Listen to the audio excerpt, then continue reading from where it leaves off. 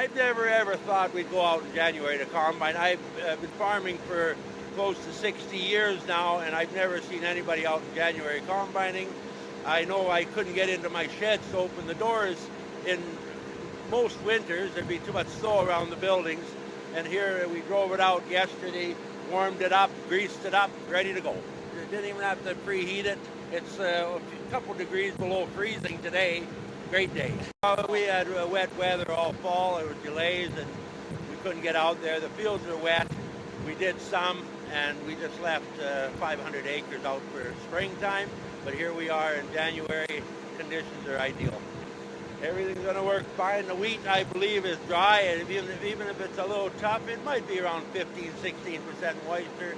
The stand is clear of the snow. There's very little snow on the ground. It'll be no different than it was in November. It's about number 2 or 3.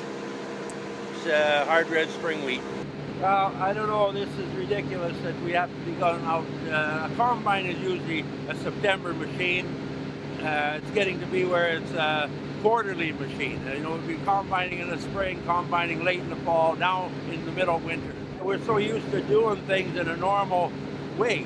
This is not normal. If it keeps up like this, we're going to have to change a lot of things that we're doing and maybe even start growing pineapples.